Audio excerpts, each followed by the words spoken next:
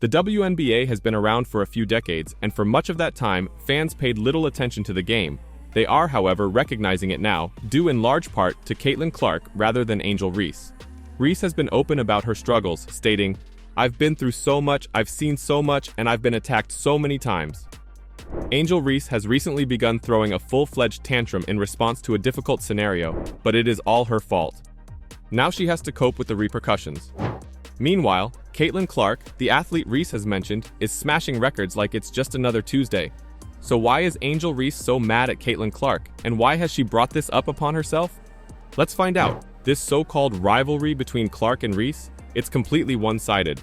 Some may believe Angel should be reprimanded, but no one should blame her for what occurred. As Clark herself pointed out, everybody knew there was going to be a little trash talk throughout the tournament. It's not just between me and Angel. I'm a big fan of hers. Clark, on the other hand, has been putting up with Angel's trash talk for far too long, and her tolerance is wearing thin. That line has been crossed. Clark desires perfection and wants it now, and this drive is part of what makes her exceptional. If you've been following the WNBA, you'll know that the Caitlin Clark versus Angel Reese rivalry is perhaps the most popular topic right now. To not notice, you'd have to be living under a rock. Both players joined the league with lofty expectations, and while both were anticipated to thrive, one of them, Clark, is beginning to outperform the other, and it's becoming difficult to ignore. Clark's stats speak for themselves, whereas Reese appears to be hitting the infamous rookie wall. Maybe she enjoys playing the villain, but what about Caitlin Clark? She's more than simply a player, she's a statistical machine. Clark averages 19.2 points a game, 8.5 assists, and a staggering 90.7% accuracy from the free throw line. Who actually does that? She is crushing the competition not just in scoring, but also in setting up plays and making things happen with great accuracy. Coaches and commentators are impressed, and it's no surprise that everyone has an opinion on Clark's performance. At the same time, let's not pretend Angel Reese is a pushover. The girl is an absolute beast on the boards, grabbing 13.1 rebounds a game with ease.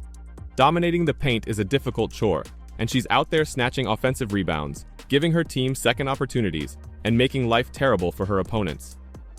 But this is when things begin to unravel. Her score.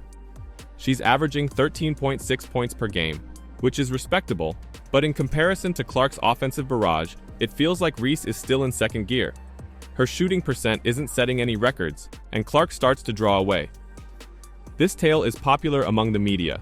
Analysts, past players, and coaches all agree that Caitlin Clark is currently performing at a higher level. Stephen A. Smith has been forthright, discussing not only Clark's statistics but also how he manages the game. She reads the floor like a seasoned veteran, helping everyone around her improve. Meanwhile, Reese is doing her thing, but she isn't having the same game-changing impact, which is becoming more obvious by the day. It's nothing really to say other than that. She's winning Rookie of the Year. She's a top candidate for League MVP honors. She ain't beating Asia Wilson for the MVP, but she's beating Angel Reese for the Rookie of the Year. That's a wrap. That's over. For some, the similarities between the two may come from jealousy, envy, or hatred. It's not difficult to understand why. Many others worked hard to raise the WNBA's prominence years before Clark came, only to be denied the acclaim she currently enjoys. But here's the thing, this isn't all about statistics. It's about how you manage pressure. Clark is prospering, getting more focused, deadly, and overall better with each game. She's turned the rookie hype into fuel, proving her critics wrong night after night. On the other side, Reese has stated, "I'll continue to play the bad guy role for my teammates."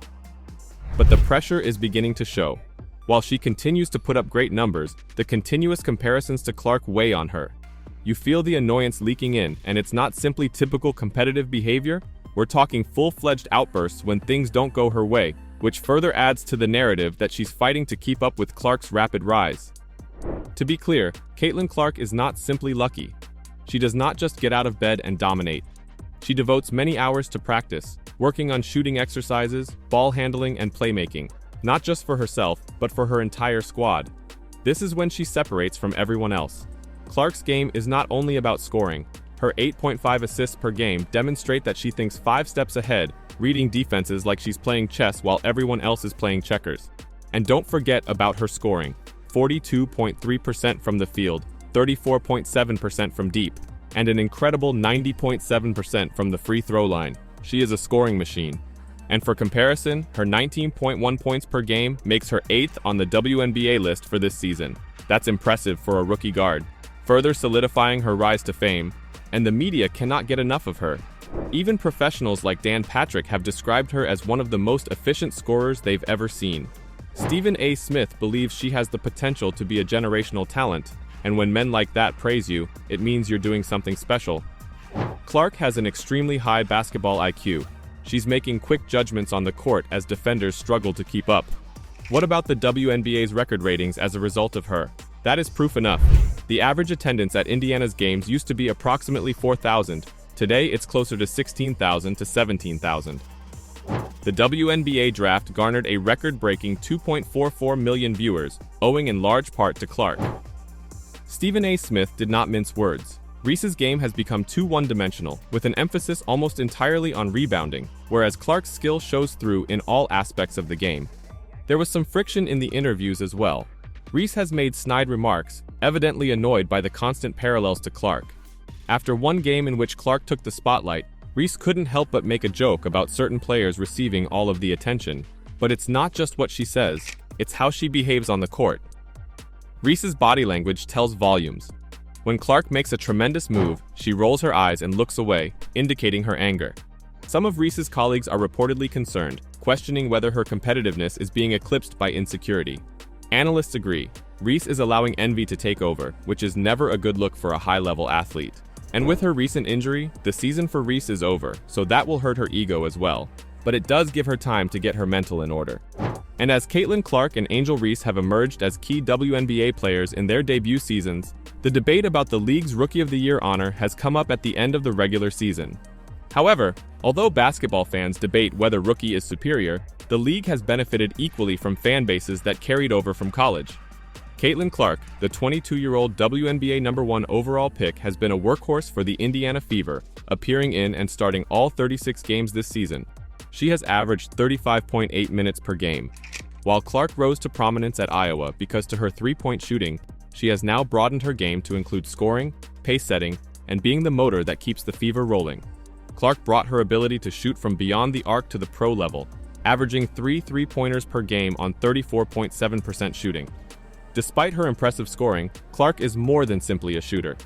After losing 8 of the season's first 9 games, she developed into a complete player with an average of 5.8 rebounds per game. Her playmaking talents are visible in her 8.5 assists per game, which contributes to a growing synergy with Boston, Mitchell, and Hull lately. Despite committing 5.6 turnovers each game, Fever supporters who have lauded her aggressive playing style online believe the risk is worthwhile. Clark scores 19.1 points per game, establishing herself as one of the league's top scorers. While Clark has established her name on skill, Reese has built hers on guts and tenacity on the ice. She has become the pulse of the Chicago Sky's interior presence, averaging 13.1 rebounds per game, 8.1 of which are offensive. While she may not score as frequently as Clark from distance, Reese averages a double-double with 13.6 points per game on 38% shooting from the field. Her ability to secure second-chance opportunities has elicited divided reactions from viewers, particularly her shooting percent in the paint. Clark's Fever have won 3 of their 4 WNBA games versus Reese and the Sky. Clark has 20.5 points per game, while Reese has 13.5 points and 13.3 rebounds. And Clark showed her dominance during the highly anticipated game on August 30th between Indiana Fever and Chicago Sky, as it surpassed ION Network audience records with an average of 1.60 million viewers. This is the greatest WNBA audience ever recorded on the Scripps' own network, beating the previous record of 1.34 million people established in July between the Mercury and Fever. According to Chloe Peterson of the Indianapolis Star, the game had a high viewership of 1.92 million. According to John Lewis of Sports Media Watch, the Fever's overwhelming 181 victory over the Sky drew the 10th largest WNBA audience this season and the 21st game to reach the million-viewer barrier. This season has been a watershed moment for the WNBA in terms of popularity, with 22 broadcasts, including the WNBA Draft, exceeding 1 million viewers. Prior to this year, the highest 7-figure attendances recorded in a single WNBA season were 15, with no game exceeding that mark since 2008. Clark's contribution to these record-breaking results cannot be emphasized. The Fever, headed by the talented guard, have been in 18 of the 21 games with over 1 million viewers this season. Even one of the 3 exceptions received a direct lead-in from a Fever game. Clark's constant attraction has made her one of the most prominent players in WNBA ratings this season. The significance of these stats is underscored by the fact that the WNBA game on ION surpassed all of the college football games, including the Temple, Oklahoma game on ESPN. This season, WNBA games on ION have averaged 639,000 viewers, a staggering 123% rise from last year's full season average of 287,000 viewers. Friday's game was the 18th WNBA telecast this season to establish a new viewing record for the network, with all but one of those games starring Clark. This demonstrates Clark's indisputable effect on expanding the awareness and popularity of the WNBA. With 2 more games involving Clark on the ION schedule, including a potential playoff preview against the Minnesota Lynx and a matchup with the defending champion Las Vegas Aces, the network is primed to extend its record-breaking run. And Caitlin Clark is set to set some new records in the remaining games of the season, whilst Reese is out injured. So, are you now understanding why Reese is so angry and threw a tantrum? And what are your thoughts on all that? Let me know in the comments down below.